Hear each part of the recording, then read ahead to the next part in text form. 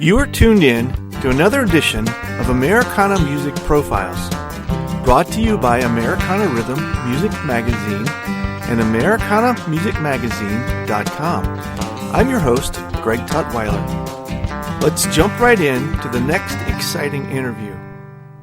Timothy Williams grew up in North Carolina. His wife Sarah on the North Shore of Chicago. Her music exposure was the Great American Songbook, as her dad sang and played the piano when she was a young girl. And Tim grew up listening to classic country music while helping his uncles work on cars. Meeting a little later in life, they joined songwriting minds to create a flavor of music unique yet familiar. Tim and Sarah are my guests on this edition of Americana Music Profiles as we talk about Tim's new CD, Dreaming Small. Hi, Sarah and Tim. Welcome to the podcast. Hi, thank you. Thanks for having us, Greg. Yeah, good to have you guys. So you guys are, did you tell me, in Georgia right now? Right now we're down in St. Simons Island, Georgia. It's a place that we come frequently and we hope to retire to. But Okay. we live in Charlotte, North Carolina. Right. All right. That's what I thought. So is this just is it a second home? You guys just on a visit trip, or were you performing? Was that with the intention? It's actually it is a second home. We rent it out for vacation users, and we're hoping that we'll be able to make it our permanent residence in about a year and a half when Tim gets to retire. Awesome. That's cool. Good. Well, Georgia's a good place, and there's plenty of music there, too, so that'll be good. For sure. Yeah, some good players down here. So, Tim, you are originally from Carolina anyway, right?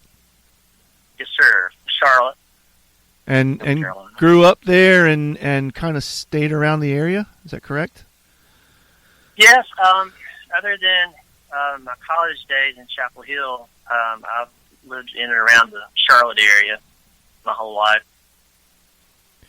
When And, did music take hold for you as a young person? You know, it's always been a big part of my life, and bluegrass has always been around, as has country music. So even from a small age, I would hear music and start dancing or whatever. My parents said I was crazy. I would hear things and almost be mesmerized by the sounds. But I didn't get a guitar and start actually playing until I was about 15. And then so my late high school years in college, I started to play and sing out and kind of gig around the area a little bit. Okay, so that was a question that I wanted to ask you. When did it become professional, if you will? When did you move into the entertaining aspect of it? I'd say probably my mid-20s. Yeah, okay. Yeah. And Yeah, Tim's unlike a lot of people that I hear in the industry, in that he is comes from a family that doesn't really have a musical background. Okay, yeah. There wasn't anybody else in his family who kind of mentored him. He was lucky that his mom got him his first guitar, but he really figured it out on his own. Right, I would have loved to have had a cousin or something, you know, or a great-grandparent, something who was into music or the scene, but not really that I know of. okay. But I loved it all the same, and the family supported me doing it. Sure. Did you do the high school band thing, or was it mostly a solo pursuit for you? Mostly solo. Yeah. Yeah, mostly solo. I've always loved acoustic instruments, and so I played acoustic guitar. I never played the electric. And I would play at school talent shows and things like that. And I got up some little bands in high school and college, but nothing too great. Yeah. Just knocking around. Sure. Yeah. Sarah, you didn't necessarily grow up a Southern girl, did you? Not at all. I'm from Chicago. You can probably tell by the accent. So how was music something for you as a young person too? Music was very important in our household. My father played the piano and gave me and my sisters piano lessons at an early age. Nothing professional. It was more a love of the music, and I had older parents. My dad was really into the standards, and Irving Berlin and Cole Porter and Jerome Kern, I was the youngest at the age of 5. We're all standing around the piano playing "Name That Tune" with him. Okay. Playing this old song. So it was ingrained from a pretty early age. So how did you end up in North Carolina? So I moved to North Carolina later in my 30s with a career move, and so it was not nothing that was pertaining to music or anything like that, but it was a big bonus that North Carolina was such a musical place. Yeah, yeah. Sarah's an attorney. Okay. So she deals with words. Yeah, sure. different kind of set of words. I'm not sure there would be many songs coming out of those types of settings. Right. Well, fortunately, I'm a transactional attorney. I'm not a litigator. So, okay. You'd be surprised how similar it can be when you're working on a contract or something like that, and you're actually looking for just the perfect word to describe something. Okay, sure, yeah. Well, the experience is certainly would be helpful, I would think. That's right. How did you guys get together? When did that happen for you? Well, we actually met on Match.com. So okay. That gives you a time frame idea, right? I think it was 2007. Yeah. Yes. Yeah, and Tim already had a couple CDs out, and so I made sure that he sent me his music before, so I could listen to it and preview it before I would go on a first date. Because I didn't want to have to pretend to like something. Make sure he wasn't pretending to be a rock star, borrowing somebody else's music, right? That's right, not catfishing me or something. Right. But fortunately, I did like his music, and then I liked him once I met him. And a little funny story, I guess. And this wasn't something that I did a lot or anything, but for some reason I had set up a meeting with a psychic, and I was going in to get a psychic read. And for our date. Yeah. Oh, really? Okay. Yeah. Yeah, early date. So Jared comes along with me, and we get to the place. She starts to get out of the car, and I'm like, "Oh, well, Imelda said she can't read me unless I'm by myself. So, can you stay in the car for a little while?" And she's like, "Yeah." So I give her a song that I've been working on, and I was about half finished with the lyric. And I said, "Hey, look at this. Maybe if you're interested, you can add something, and I'll be right back." So I went in and for the read. I came back out like an hour later or less, and she had finished the song. She had finished writing the lyrics. Oh, wow. Cool. And I looked at it, and it really fit well with what I had before. And it was like one of those, moments, or And and actually, funny enough, in the read I had, the lady was saying, "Oh, who's out there?" And I'm like, "Oh, this girl Sarah." And she says, "I got a really good feeling about you guys. I think she's the one." And turned out she was. Yeah, that's awesome. And how long ago was that? This is probably 2007 or 8. Okay. 7 maybe. Yep. Yeah. Mm-hmm. So, do you guys? I know that you write together, but Sarah, do you play an instrument or do you sing? Do you guys play out together as a couple when you're doing this music? No, I can barely carry a tune, so I really try to leave the performing to Tim. We do some musical things together. We lead a ukulele group that has a meetup group in Charlotte, believe it or not, has almost 400 members. Wow. And once a month, about 30 people or so show up, and I'll play and sing for something like that. But if people are going to pay good money to hear our music, I prefer to leave that to people who have more talent than me. Yeah. Okay. So the current album that is it out already or on the way out? Yes. Yes, it came out at the end of last year. Yeah, we got it ready. We wanted to have it recorded in time for the IBMA conference last fall, so we kind of got the songs recorded and then released it at the end of the year. And that's called Dreaming Small, is that correct?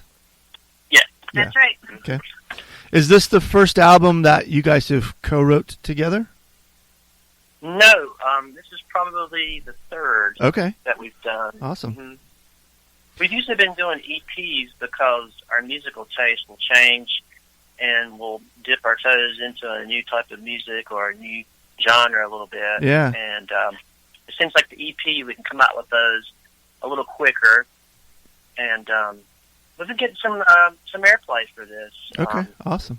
On the WNCW Spindale in North Carolina. I've been playing a couple tunes from this already, so I'm pretty good about that. So tell me about the songwriting process that you guys go through. Tim, do you come up with the idea and then bring it to Sarah, or is it kind of a joint thing? Tell me a little bit of how that works for you guys. Sure. The title or the hook idea, it can be either one of us. Lots of times it's Sarah that I come up with the topic. We'll play around with the title or hook as we're doing it, and I do the melodies and music. Sometimes I'll have a melody that I like and that she might like, and I'll give it to her, and she'll try to think of lyrics for it, or if she has a lyric she's already started, a poem or something. She'll try to meld it with the melody that seems to fit. So we kind of go both ways. I'd say more often Tim comes up with the melody first, because the music just comes to him, and so he has all sorts of melodies. And if there's one that he really feels good about and he brings it to me, then we'll talk about what it should be about or what does it feel like. Mm-hmm. And a lot of times that can surprise both of us. For instance, we never planned to write a coal miner song. That's the first song on the new CD, okay, yeah. Down Below. I can't explain why, but he brought me that melody, and he was just kind of singing nonsense words, and at the end of each verse singing just kind of ohs, and I just kind of said down below, and it just kind of led to coal mining. And then it was like the universe was telling us to write a song about that. We were, that same week I heard a piece on NPR about coal mining, and it just was showing up everywhere. So next thing you know, we wrote a coal miner song. Yeah. So you never know where the songs are going to go. Yeah, that's cool. So are you? Try not to force it. What's that? Oh, we try not to force it, into something. Square peg into a round hole or something. We kind of just try to be as natural with it as we can, and just follow it where it goes. Did you have an opportunity to play out with some of this music before the whole virus lockdown, stay-at-home thing took us all out of the picture? Yes. In fact, Dreaming Small song, the title song, I've been playing for a few years. We wrote it with this lady, Sally Barrett, who's a Nashville staff writer. And I've honed it. It's been around for a few years. The other songs just kind of came pretty quick. Well, yeah, we were able to play out. Mama's Table is one that we wrote for a particular project called Trio. It's a project put together by a woman named Sherry Smith, and she pairs a visual artist and a musical artist with an author, and has the two other artists read the book and then write a song inspired by it. Okay. And so Mama's Table was inspired by this cookbook, and so we played that at some book events for Trio. And then Down Below we were able to play, actually it was chosen at this last IBMA conference in 2019 as one of their songwriter showcase cool. songs. So we were able to play it there, and have gotten some good feedback, but been playing it out since. Yeah. So. Okay. And so we've had some of these songs for a while, and did get to get out with them a little bit before the current. Yeah. It's still really sad. I perform occasionally. I don't perform all the time. I feel really bad for the folks that do and need to. It's a terrible situation.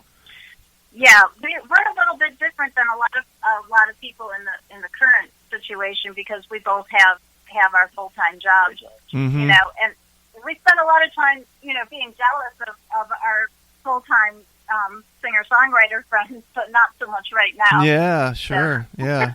Yeah, it's tough. It's, we keep hearing, I'm in Virginia, and we just heard the rumor that North Carolina might open up the restaurants this coming weekend. So, it's hopeful maybe that they'll let some entertainment start to sneak back into those public venues.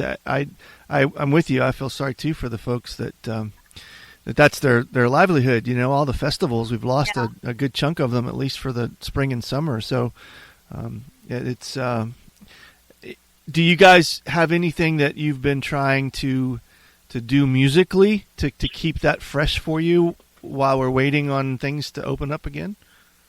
Yeah, we're really fortunate in Charlotte to have a lot of songwriter friends who are very supportive, and so we've actually got multiple songwriting groups that we've been meeting via Zoom.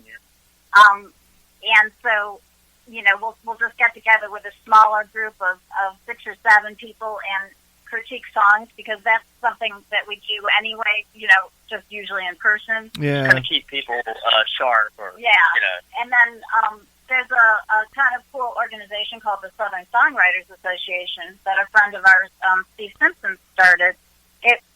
He kind of had been involved with NSAI, the National Songwriters Association, for a number of years, and realized that they weren't the perfect fit for a lot of people who were into different types of music. And so he started SSA, and they've been having upped their monthly meetings to being weekly, just so that people could meet on Zoom and have a little more connection during this time, and keep the music going and give each other prompts for writing and that type of thing. And they're a little more Americana folk than NSAI, which is mostly people who are aiming for the country market.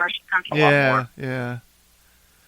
So when you mentioned that you're hoping to be able to retire and move there to Georgia full time here in the next year or so, are you looking ahead as to what that means for you musically? Do you plan to do that a little more full time, or is it something different?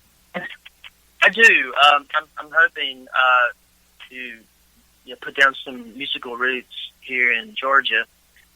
We've been down here enough that I've met a lot of the locals already, and local songwriting group I've got up and played with at open mic and a festival down here. And really, really nice, friendly people, very welcoming. And we've been fortunate in that, because we really are focused a little more on songwriting rather than performing, we've found that you can do that from about anywhere these days. We make regular trips to Nashville because that seems to be, important if you want to meet up with certain people. But it's nice to know that you can live just about anywhere and still get together virtually or meet up somewhere like Nashville for a co-write. Yeah. And so you can retire wherever makes sense for you. Right. Cool. So, what's next? Do you have? Are you working on another project already? Is there some new music in the works? Well, we write in a lot of different genres, and so we tend to go from, being in love with one thing to the next, and so we're continuing to kind of work on our education in bluegrass, because that was something that was relatively new for us in the last couple of years. Right. We're taking some workshops, bluegrass type workshops, and gone to conferences, and just trying to learn our chops, kind of get our history. But we also do write a fair amount in the folk pop genre, and so I wouldn't be surprised if our next CD was, in more in that direction. Yeah. But talked about doing an all ukulele CD of pop music. Okay. That I've heard. We may do something like that down the road. But we have a song called "Follow the Music," and it has a line, "Follow the music wherever it leads," and we try and live by that. So we don't always know. Again, we haven't been pursuing this as a commercial project that we had to use to earn a living, and so that has given us the luxury to explore different areas, and not be as calculated about it as we might otherwise be. But it always goes back to songwriting. That seems to really be the thing for us. It's about the song, and to us, a good song is a good song. It doesn't matter what genre. Right, because you can put a different arrangement usually on a song and tweak it and make it country or rock or even bluegrass. Okay. So you could adapt a whole set of your music to fit a particular genre that you were invited to play in. I think so. Yeah. With the type melodies that I do. Yeah. And in fact, that's kind of how we got pointed towards bluegrass, was also because thematically, a lot of our lyrics and the things that we were talking about, we had some mentors who said, this really sounds like a bluegrass type of theme. So some of it is driven by the things that are meaningful to us that we feel like talking about. Like more of a storyteller type song. Sure, yeah. It could be real popular in older country music, but in the last 30 years, country music's kind of gone pop and more urban. And so I think the stuff we like to sing about and write about is more of a bluegrass theme. Yeah, that's awesome. Or Americana. Yeah, right, yeah, which kind of covers several different genres together, Yeah, we're happy to have that as an easy way to describe our music. Yeah. It's easier than hyphenating, folk, pop, country, bluegrass. Right, yeah. Yeah, I kind of like that umbrella too. That's why we picked it also.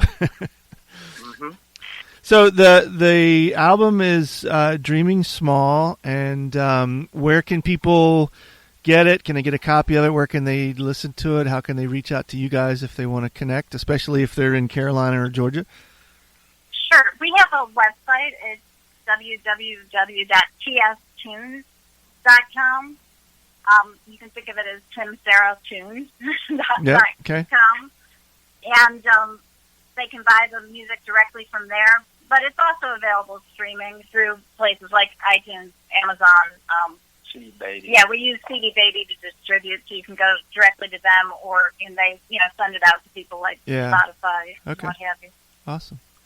Well, thank you guys. This has been fun. I enjoyed getting to talk to the both of you together and learn about your music and your songwriting. Bye. Thank you. It's been nice talking to you. Yeah, thanks, Greg.